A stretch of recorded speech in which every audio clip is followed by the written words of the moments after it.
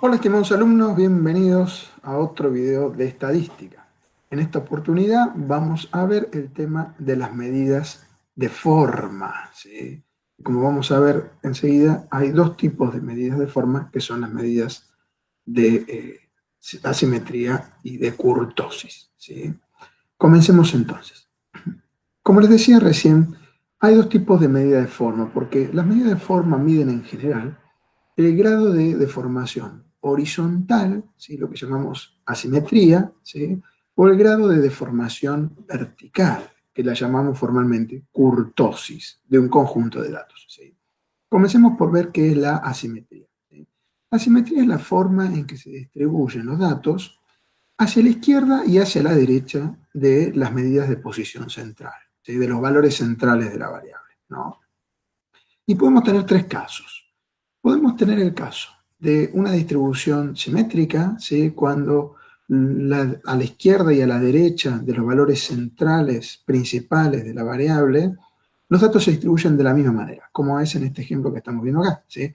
Alrededor de un eje central que podríamos trazar a esta altura, que cae en el centro del eje de la escala de la variable, ¿sí? Fíjense que tanto hacia la izquierda como hacia la derecha, la caída en este caso de las frecuencias es igual, ¿no es cierto? Se distribuyen los datos, tienen la misma distribución de frecuencias. Hacia la izquierda, la misma forma, ¿no es cierto? La distribución de frecuencias. Hacia la izquierda que hacia la derecha. Es un dibujo perfectamente simétrico hacia un lado y hacia el otro. En este segundo caso que tenemos acá, la distribución no es simétrica, ¿sí? En estos casos, cuando los datos están concentrados en los valores bajos de la variable, fíjense que en los valores bajos tenemos las mayores frecuencias, las frecuencias más altas, ¿no? Y luego, a medida que nos alejamos de esos valores centrales que están a la izquierda de la variable en los valores bajos, ¿no? Las frecuencias van cayendo más paulatinamente, ¿sí? Se dice que la distribución tiene un sesgo hacia la derecha, ¿sí? Porque los valores principales, los valores centrales de la variable están en los valores bajos, ¿sí? Por acá. Sin embargo, hay valores más altos, ¿no? Que hacen sesgar a la distribución, que impiden que sea simétrica, ¿sí? Y por eso en estos casos decimos que la distribución es asimétrica y en particular hacia la derecha, porque hablamos de este sesgo hacia la derecha, ¿sí? Que impide la simetría, que sean los dos lados, y trazáramos el eje acá, por ejemplo, ¿no? Fíjense cómo el dibujo de la distribución de frecuencias hacia la izquierda no es igual que hacia la derecha, ¿no? Hacia la derecha es como se estira más, ¿no es cierto? Tiene un sesgo que no tiene hacia la izquierda, ¿sí? Entonces, estos casos los vamos a llamar de distribuciones asimétricas derechas o también llamadas positivas, ¿sí? Asimetría derecha o positiva, ¿sí? Y por último podemos tener el caso de la asimetría izquierda o negativa. Son aquellas distribuciones de frecuencias en donde los valores centrales de la variable están en los valores altos de la escala de la variable, ¿sí? Aquí están las mayores frecuencias, fíjense. Sin embargo, hay como un sesgo hacia la izquierda, hacia los valores más bajos, ¿sí? Que impiden la simetría alrededor de este eje que podríamos trazar como valores principales y centrales de la variable, ¿sí? Que hacen que entonces no sean los dos lados de ese eje iguales como teníamos en el primer caso de asimetría, que en este caso que habíamos dejado es una perfecta simetría, ¿no es cierto? ¿Sí? Entonces tenemos tres tipos de formaciones horizontales. Las distribuciones simétricas, ¿sí? Pueden ser perfectamente simétricas, como en este ejemplo, ¿sí? Las asimétricas derechas o positivas, ¿sí? Y las asimétricas izquierdas o negativas, ¿sí? Fíjense que lo de derecha o izquierda tiene que ver con que hacia dónde se va el sesgo, ¿sí? Si se va hacia la derecha, la llamamos asimétrica derecha o positiva. Si se va hacia la izquierda, asimétrica izquierda o negativa, ¿sí?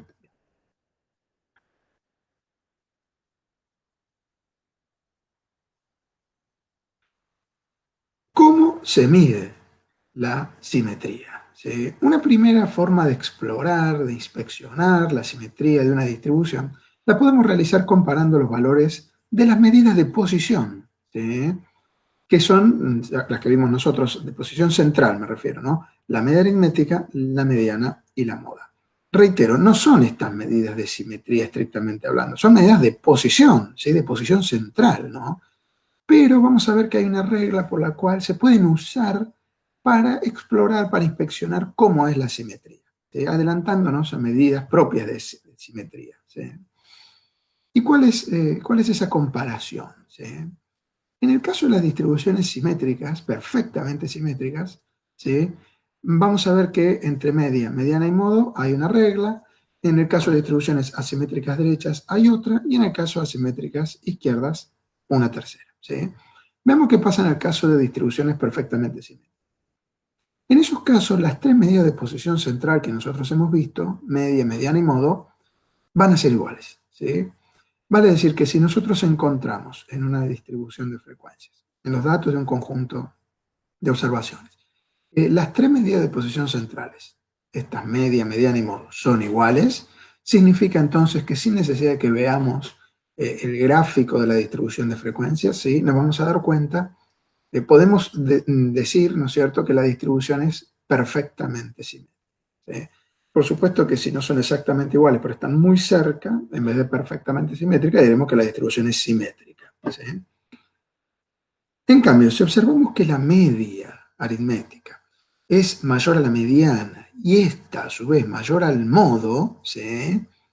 Repito, media aritmética mayor a mediana y mayor al modo, acuérdense que la mediana está siempre en el centro, ¿no es cierto? ¿Sí? Lo que puede ocurrir entonces es que la media sea la más alta y el modo sea la más baja, ¿no? Si esto lo observamos en nuestra distribución de frecuencias, significa que estamos ante una distribución asimétrica derecha o positiva. Y esto tiene que ver mucho, recuerdan, con lo que también habíamos dicho, de que eh, cuando hay valores atípicos altos y en una distribución asimétrica derecha suele pasar eso, ¿no? Fíjense que hay un sesgo hacia la derecha, hay valores, la mayoría de los valores más frecuentes están aquí, los valores bajos de la variable. Sin embargo, hay valores que se estiran hacia la derecha, ¿no? Que estiran la distribución hacia la derecha, ¿sí? Que la hacen sesgar justamente, y que pueden llegar a ser atípicos o extremos, ¿no es cierto? Y en esos casos, habíamos dicho que la media se veía influenciado por esos valores, ¿no? Y hacía que aumentara la media en relación a los valores más frecuentes. Por eso no es de extrañar que en estos casos la media, entonces, sea la medida más alta de posición central, ¿no? La mediana, por el contrario, habíamos dicho que era la mejor medida de posición central, siempre va a estar en el medio, justamente, ¿no? Es robusta. Y el modo, como es el valor de la variable que más veces se repite, obviamente que tiene que estar a la izquierda, porque fíjense que en estos casos de simetría derecho-positiva, el valor más frecuente, ¿no?, es aquel que tenga la frecuencia más alta, ¿sí? Fíjense, sería este valor de la variable que tiene esta frecuencia, ¿no?, donde está el pico de la distribución, ¿sí? Está como a la izquierda, ¿no? Entonces tiene que ser el más bajo, ¿sí? Entonces, cuando observemos nosotros, comparando media, mediana y moda, ¿sí?, que la media es mayor que la mediana y esta a su vez mayor que la moda, vamos a decir que la distribución es asimétrica, derecha o positiva. Por último, si observamos que la media aritmética es la menor de las tres medidas, la mediana siempre está en el centro, y a su vez está menor al modo o moda, podemos concluir que la distribución es asimétrica izquierda o negativa, ¿sí? Las razones son las mismas, ¿no es cierto? Cuando hay datos atípicos o extremos por izquierda, muy bajos, ¿no?, hacen distorsionar la media, que se ve influenciada por esos valores y es como que se distancia un poco, se aleja de los valores centrales, ¿no?, en donde sí se ubica la mediana, ¿sí? Y la moda, como ese valor que más veces se repite, obviamente tiene que estar donde está el pico, ¿no? En la escala del eje de la variable, pero a la altura de donde está el pico, ¿no?, de la distribución de frecuencias. ¿Sí? O sea que por aquí vamos a tener al modo, ¿no?, porque aquí está la frecuencia más alta, ¿sí? Y esto ocurre hacia la derecha de los valores, por eso el modo es el mayor de los tres. Entonces, cuando el modo sea el mayor, ¿sí?, y la media el más bajo, decimos que la distribución es asimétrica derecha o positiva.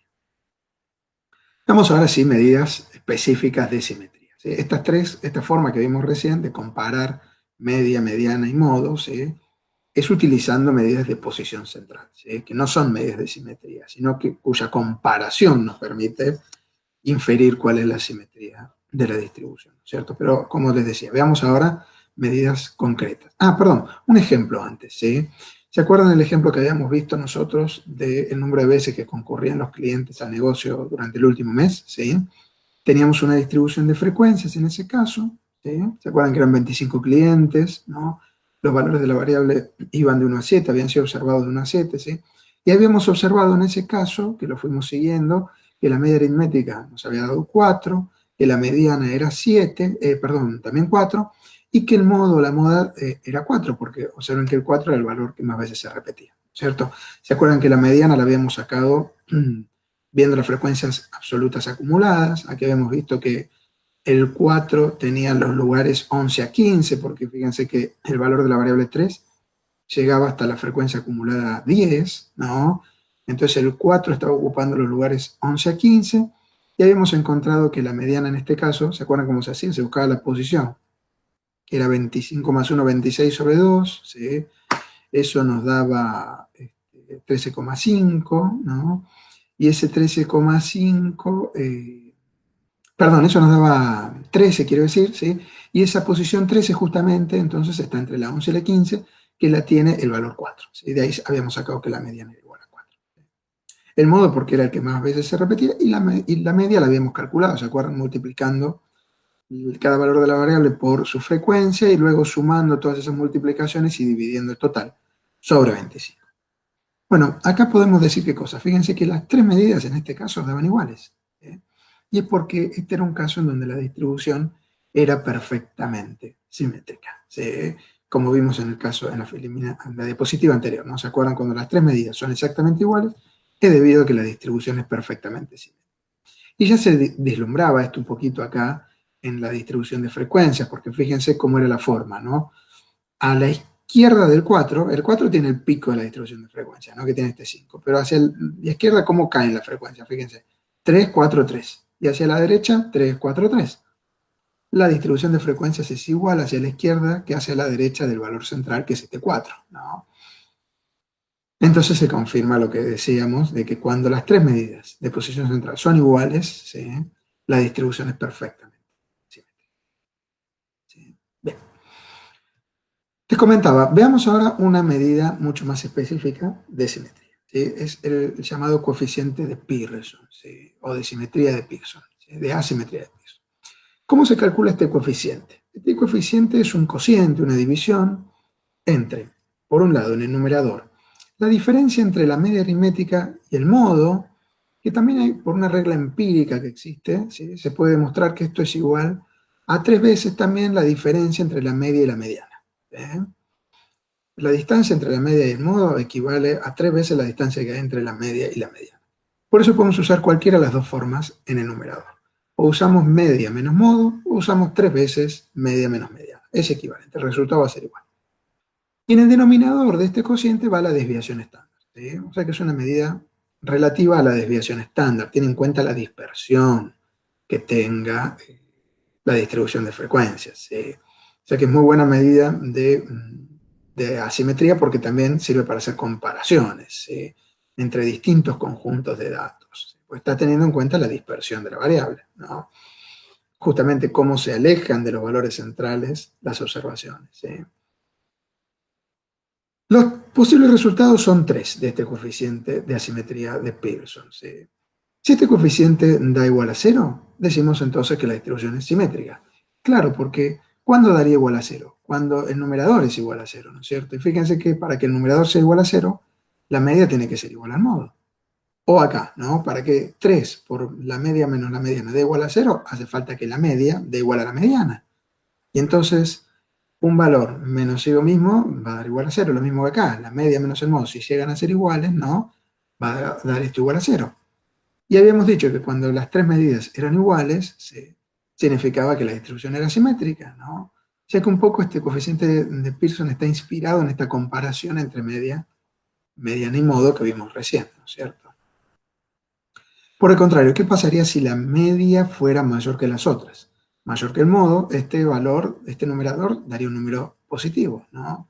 Y habíamos dicho que si eso ocurre, también la media es mayor a la mediana, ¿no? Pues la mediana siempre es la que está en el medio, ¿sí? Entonces, si media es mayor a mediana, aquí también, ¿no? Esto daría positivo, ¿no? Entonces, el numerador, cuando la media es la medida de las tres más altas, es un valor positivo, ¿sí? Perdón, sí, digo bien, el numerador es un valor positivo. Y si es el numerador positivo, la desviación estándar siempre era no negativa, ¿se acuerdan? Era una de las características de la varianza de la desviación estándar, ¿no? Entonces, abajo en el denominador siempre vamos a tener un número no negativo. El tema es analizar el numerador, ¿no? Volvemos entonces, le decía, si esta diferencia es positiva porque la media, ¿no? es la mayor de las tres medidas de posición, ¿sí? Habíamos visto recién que eso ocurría cuando la distribución era asimétrica derecha. Por lo tanto, entonces, si vemos que el coeficiente de asimetría de Pearson es positivo, concluimos que la distribución es asimétrica derecha o positiva.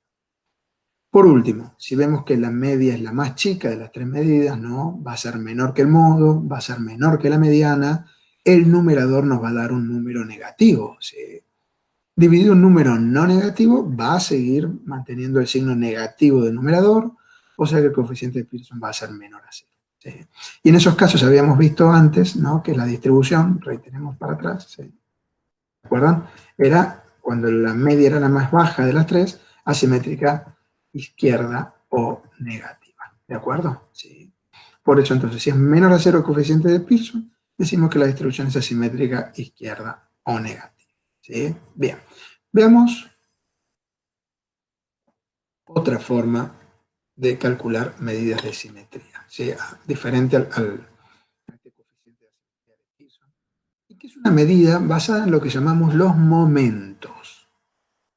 ¿Qué son los momentos? Veamos primero esto.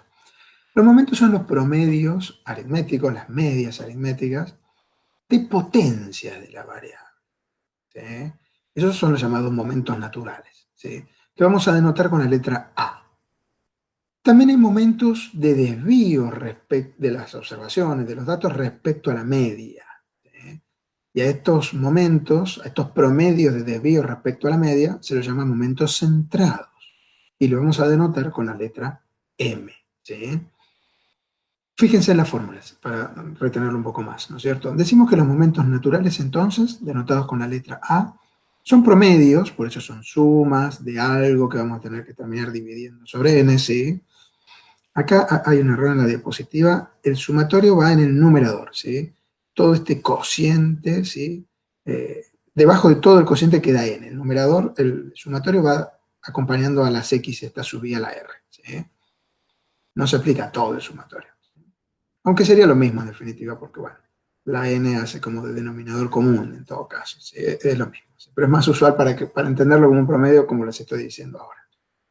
No es un error estrictamente hablando, pero queda mejor, digamos. Les decía entonces, es un promedio de los valores de la variable, acá los tengo, las x sub i, para cada uno de los valores tenemos que sumar a cada uno de estos valores, ¿no? Como hacemos con la media aritmética, pero cada valor elevado a una potencia, que acá en forma genérica está puesta la potencia r.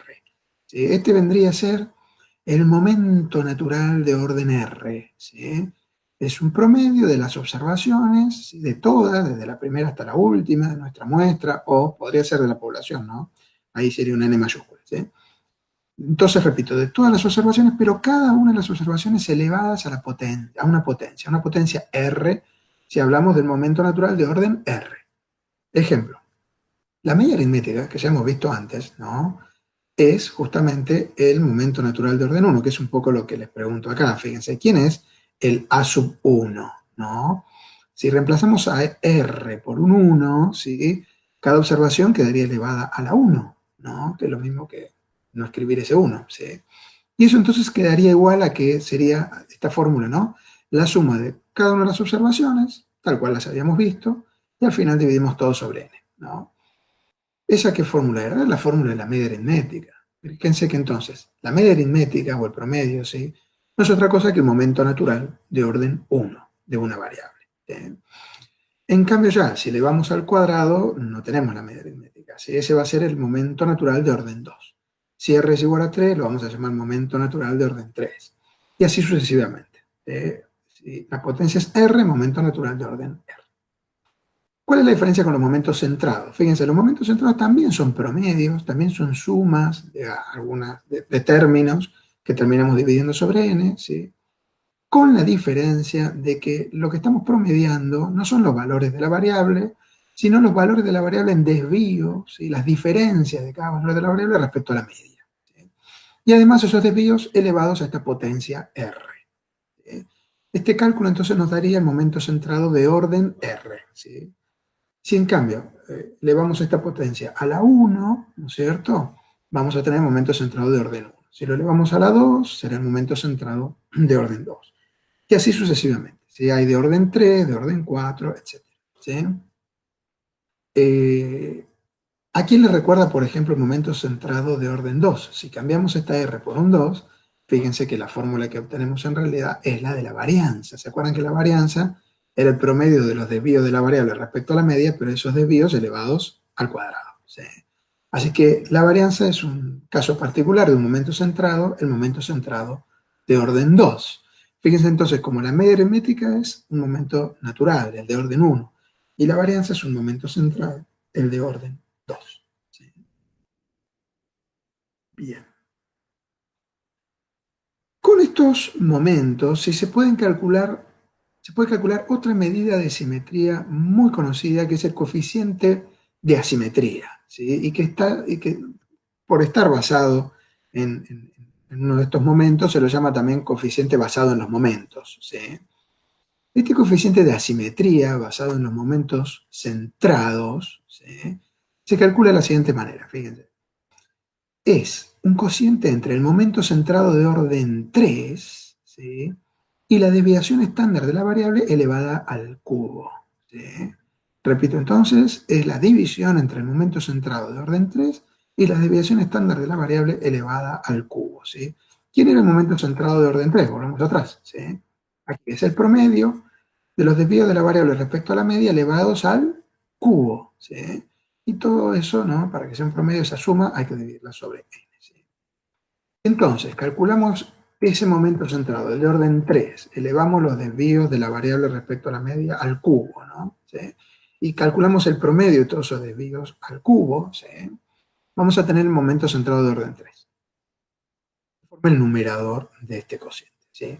Si eso lo dividimos sobre la desviación estándar al cubo, observen que nuevamente estamos hablando entonces de una medida relativa, ¿no? Esta va a ser una medida relativa de simetría.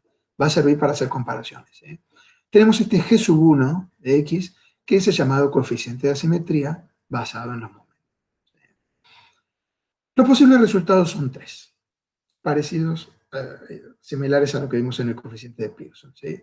Si el coeficiente este de asimetría es igual a 0, es porque la distribución es perfectamente simétrica. ¿Sí? Si es positivo, la distribución es asimétrica derecha o positiva, ¿sí? Y si es negativo, decimos que la distribución es asimétrica izquierda o negativa. ¿Sí? Entonces, fíjense que la interpretación es igual a la del coeficiente de Pearson. ¿Da igual a 0? Sí, distribución simétrica. ¿Da positivo? Asimetría derecha o positiva. ¿Da negativo? Asimetría izquierda o negativa. ¿Sí? Muy bien.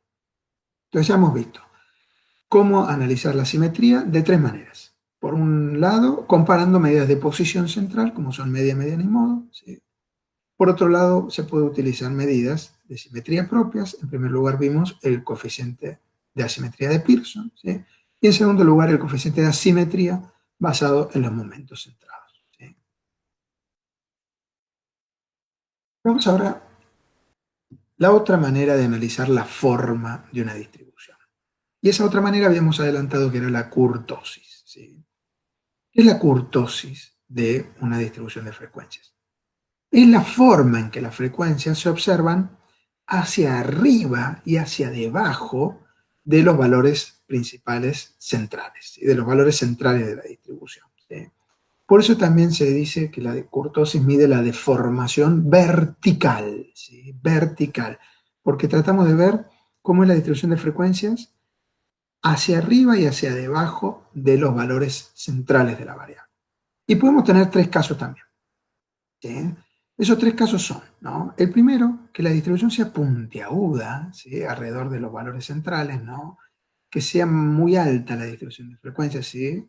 Que hacia arriba y hacia abajo de los valores centrales no haya mucha diferencia, ¿no? De altura, ¿sí? Una gran deformación vertical, ¿sí? Se dice que esta distribución es puntiaguda, ¿sí? O leptocúrtica, con P, ¿sí? En el medio, leptocúrtica, ¿sí? Significa justamente puntiaguda, de una alta kurtosis. ¿Sí?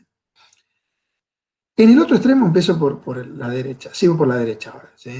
Podemos tener una curva más bien achatada, ¿sí? Alrededor de los valores centrales, ¿sí? O aplanada, fíjense, compárenla con la de la izquierda, ¿no? La de la izquierda es puntiaguda, mientras que la de la derecha es achatada o más plana, ¿sí? En este caso decimos que la distribución es platicúrtica o achatada, ¿sí? Platicúrtica o achatada. Lo de platicúrtica viene de forma de plato, ¿no es cierto? ¿Sí? Es un plato de sopa al revés, ¿no? Porque es más tirando a plana la distribución, ¿no es cierto? ¿Sí? Comparada con esta otra, que es mucho más puntiaguda, ¿no? Entonces acuérdense, el de la izquierda, leptocúrtica o puntiaguda. El de la derecha, platicúrtica o achatada. Y podríamos tener casos que están en el medio entre estos dos, ¿no es cierto? ¿Sí? Que no son ni muy, que la distribución no es ni muy puntiaguda ni tan achatada, ni tan platicúrtica, ¿no? Estos casos centrales de una curtosis media se dice que son distribuciones mesocúrticas, ¿no? Meso significa justamente medio, ¿no? Mesocúrtica, tiene una curtosis media, ¿de acuerdo? ¿Sí? O también llamada normal. ¿Sí? Entonces, repito, podemos tener tres casos, ¿no es cierto? Las distribuciones leptocúrticas o puntiagudas, ¿sí? Las distribuciones mesocúrticas o normales y las distribuciones platicúrticas o achatadas.